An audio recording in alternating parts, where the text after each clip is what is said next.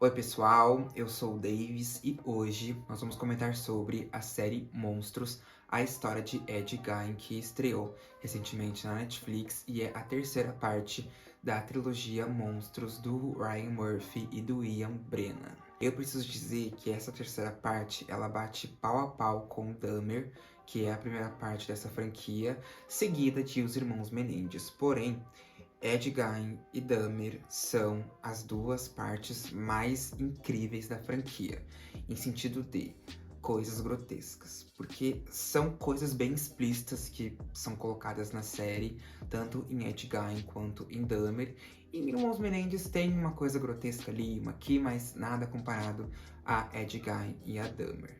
Mas é isso, roda a vinheta, porque o vídeo de hoje é um vídeo bem sensível, então se você tiver algum tipo de distúrbio, algum tipo de gatilho em relação a mutilações, em relação a mortes, enfim, alguma coisa desse tipo, não assista o vídeo porque vão ter menções e vão ter falas aqui que pode despertar o seu gatilho e fazer você passar mal ou algo do tipo. E é isso, no vídeo de hoje nós vamos comentar sobre a série Monstros, a história de Ed Gein.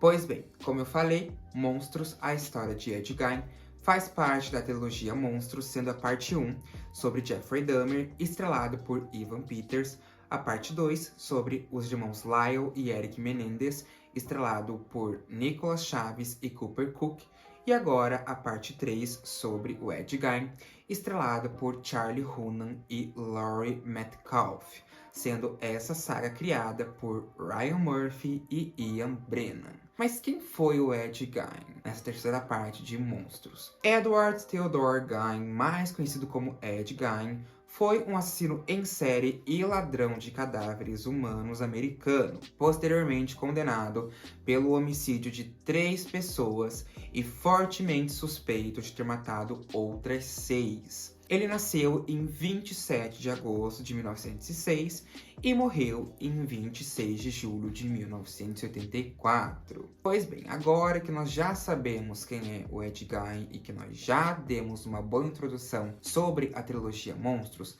vamos para a série e para as minhas anotações que com certeza você deve ter sentido em algum momento durante esta temporada. Nós começamos então com o primeiro EP, focando na relação conturbada entre o Ed e a mãe. Ela diz que ele não pode deixar os seus desejos carnais tomarem conta dele por se tratar de um pecado. Por conta de sua adoração pela mãe, Ed acaba ferindo gravemente o seu irmão, causando a sua morte. Momentos depois, sua mãe acaba tendo um AVC por conta do filho e acaba morrendo, deixando Ed completamente sozinho. Ed, então, volta a usar roupas femininas para se masturbar, mas começa a ouvir a voz da mãe pedindo para ele parar. Nesse primeiro momento da série, a gente vê, como eu mencionei, a relação do Ed com a mãe, que é bem conturbada. Porque naquele tempo, no início dos anos 1900,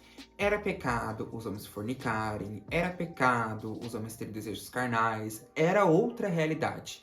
E essa relação conturbada da mãe do Ed com ele foi um grande empecilho para fazer ele se tornar um assassino. Inclusive, a cena que ele mata o irmão, como eu mencionei, foi para ele proteger a mãe que até então maltratava ele. Então a gente percebe que nesse primeiro momento da série, com certeza a relação conturbada da mãe do Ed com ele foi o que despertou ele a ter esses instintos assassinos e coisas do tipo. Também foi mostrado na série que quando ele era criança, ele teve também outras inspirações, mas o que fez ele criar esse método de só matar mulheres e de cultivar essas mulheres na casa dele, como acontece na série, com certeza foi a relação conturbada dele com a mãe.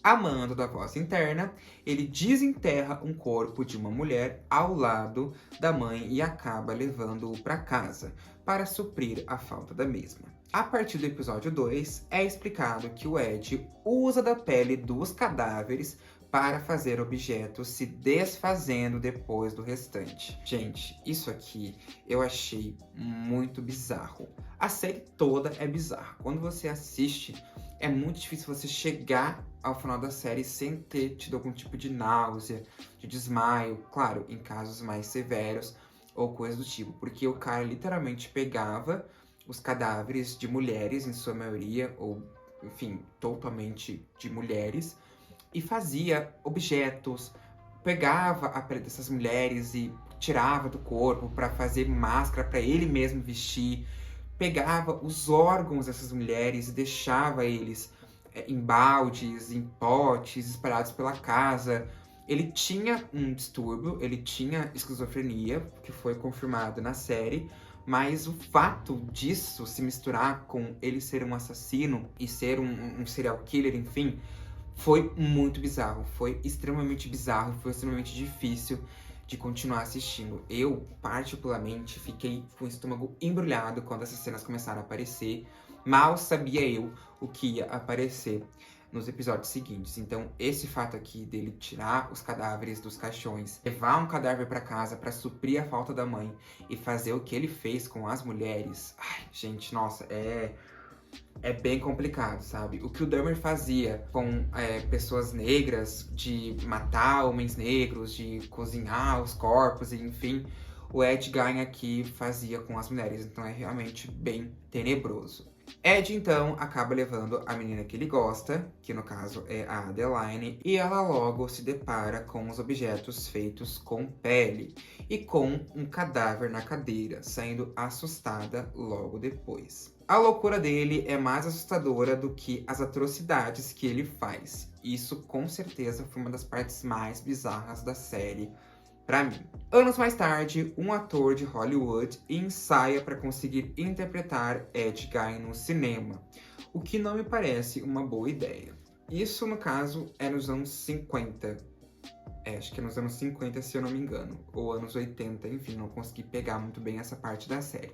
Mas o que importa é que esse ator, ele começa a vivenciar as experiências do Ed, porque eles montam uma casa dele no estúdio, pelo mesmo modo que a polícia encontrou, eles montam essa casa e esse ator começa a ver o Ed fazendo aquelas coisas e começa a se conectar com a pessoa humana, no caso, o Ed Gein. E esse ator também tem segredos, assim como o Ed tinha, que ele é uma pessoa que gosta de homens, mas não é assumido. Bem coisa de anos 50 de Hollywood, que pessoas LGBT+, não podiam se assumir. Então, de uma certa forma, o fato dele guardar segredos e o fato do Ed também guardar segredos meio que unificou os dois e fez esse ator sentir muito mais coisas do que ele gostaria. O ator fica horrorizado ao ver a réplica da casa de Ed, pois as imagens que ele enxerga são bizarras e horripilantes. Ele, assim como Ed, esconde um segredo, ele se relaciona com homens e tenta reprimir isso, passando por tratamentos de choque, etc., que foi o que eu já comentei. E naquele tempo, pessoas que passavam por distúrbios, que ser homossexual ou ser LGBT+, era um distúrbio para aquela época, era uma coisa errada, que graças a Deus hoje em dia a gente não enxerga mais assim, tanto nós LGBTs quanto pessoas heterossexuais, nem todas, mas enfim, algumas poucas pessoas enxergam. Ele foi para essa clínica e começou a passar por tratamento de choque para tentar voltar a gostar de mulher, algo que acabou não acontecendo, como a gente pôde ver na série.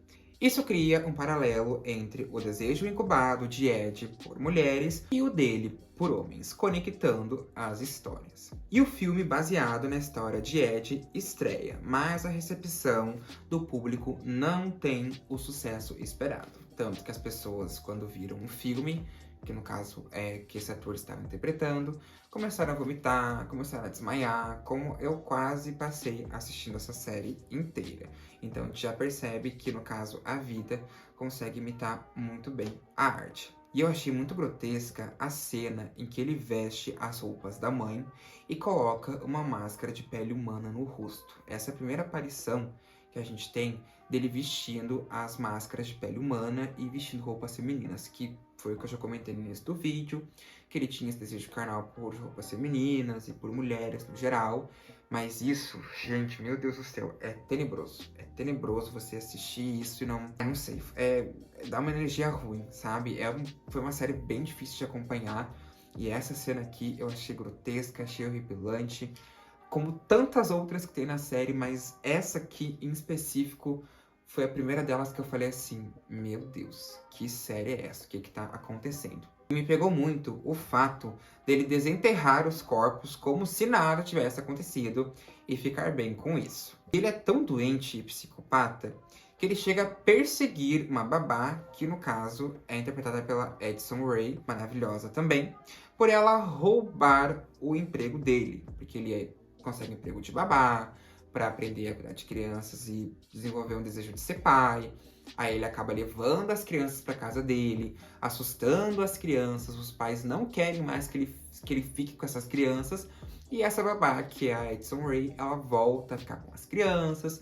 Aí ele vai lá, sequestra ela, acaba, fazendo ela ir de Americanas, coisas que acontecem na cabeça do Ed Gein, que com certeza fizeram os episódios ficarem bem mais tenebrosos e bem mais difíceis de assistir. E o fato dele falar com a namorada como se a mãe ainda estivesse viva me assustou mais do que as cenas das mortes em si. Anos mais tarde, novamente no cinema, tentam deixar os crimes dele mais suaves e engraçados, como uma sátira ou algo assim. E todas as mulheres que o Ed desviveu tinham suas roupas íntimas vestidas por ele, como forma de sanar o seu desejo carnal e por conta da sua relação doentia com a mãe. E tempos mais tarde, Ed acaba conhecendo uma mulher mais velha que se encanta por ela, ficando dividido entre a mesma e a sua atual namorada. Essa mulher, inclusive, vai ser a grande resposta para os policiais acharem a casa onde ele mantém esses cadáveres e esses órgãos, enfim. E tudo vem à tona quando a polícia local vai até a casa do Ed e descobre os restos mortais das vítimas espalhadas pela casa, levando à sua prisão, que foi, no caso, essa mulher que ele conheceu, que ele ficou dividido entre a namorada e ela. Aí ele acabou com ela e o filho dela, que é um assistente da polícia, acabou encontrando a casa dele e foi uma cena bem difícil de acompanhar também. Ele encontrando a mãe em situações precárias, num celeiro e indo pra cima do Ed, enfim, foi uma cena bem complicada, mas esse foi o último assassinato do Ed, se eu não me engano, que ele cometeu, que foi o caso essa mãe desse assistente de policial. Cara, é complicado em como o Ed, ele falava as coisas que ele falava, ele negava as coisas que ele negava, e quando ele afirmava alguma coisa, quando ele falava alguma coisa, ele não sentia nada. Ele ficava sério, ele ficava apático, ele ficava completamente imóvel, ele não tinha... Claro, eu entendo que ele tinha esquizofrenia e que isso poderia afetar na personalidade dele, mas isso assusta muito mais do que os atos em si, porque ele não sentia nenhum tipo de tristeza, nenhum tipo de colapso, nada. Ele só ficava lá e falava que ele não tinha feito nada, e depois falava que ele tinha feito, ele se contradizia muito. Então a hora que ele tá ali dando depoimento, a hora que ele tá ali falando com os policiais, nossa, ali eu tinha vontade de entrar na tela e falar, assume que você fez, sabe? Porque é muito bizarro como ele fala e como ele não sente remorso algum. Isso me pegou muito mais do que as cenas grotescas em si, assim. Ai, nossa, foi bizarro mesmo. Tudo que aconteceu a partir da prisão dele até a morte dele foi mais bizarro do que a primeira parte da série.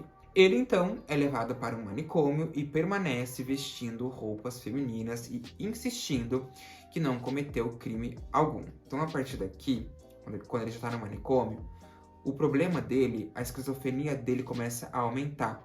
Porque ele pensa que ele tá falando com pessoas, sendo que o rádio tá desligado. Ele pensa que ele matou uma enfermeira, sendo que ela tá viva. Ele pensa que ele tá falando com outras pessoas, sendo que ele faz as duas vozes. Tanto que o médico, ele fala isso tudo pra ele. E a cena dele entendendo que nada aconteceu como ele viu, é bem esclarecedora, é bem estática. E você entende que a série ela é contada de acordo com o olhar do Ed. E no fim da série, ele descobre que tem um câncer terminal, um câncer de pulmão, passa um filme na sua cabeça de tudo o que aconteceu e ele morre indo ao encontro de sua mãe. E sobre o final, a atuação do Charlie Hunnam como Ed Gein foi brilhante. Sobre isso, eu acho que ninguém tem nada pra falar, porque realmente o Charlie Hunnam entregou um Ed Gein perfeito. Nossa, quando a gente pensa que esse ator, ele conseguiu transparecer a vibe do personagem nele e conseguiu se desprender completamente dele pessoa e entendeu que ele era um personagem naquele momento, conseguiu entregar um Ed Gein maravilhoso, a gente entende que o ator, tanto ele quanto a Laurie, que fez a mãe dele, e enfim, todos os atores da série, a Suzanne Son, que fez a Adeline, todos os atores estavam incríveis, mas o papel do Charlie, por ser o principal, ele tinha essa carga de ter que entregar o personagem, de ter que entregar o Ed Gein, e ele conseguiu fazer isso brilhantemente. Tanto na caracterização, quanto na personalidade, na forma de falar, na forma de andar, na forma de olhar, tudo. O Charlie Hunnam foi brilhante como Ed Gein e eu terminei essa série com um pouco de náuseas, como eu mencionei. Mas das 3 séries até agora, Dahmer, Irmãos Menendez e Ed Gein, essa parte 3 foi a melhor, na minha opinião, de toda a franquia. E foi isso, pessoal. Essa foi a minha resenha da série Monstros, a história de Ed Gein, que estreou recentemente na Netflix. E me conta aqui embaixo se você já assistiu essa série, me conta aqui embaixo qual foi a sua cena favorita. Se você ainda não assistiu, é uma ótima opção para você assistir, caso você não tenha nenhum tipo de gatilho referente a tudo que eu acabei de mencionar. E é isso, um beijo. Vamos aguardar a parte 4, que vai ser focada na história da Lizzie Borden. E a gente se vê no próximo vídeo.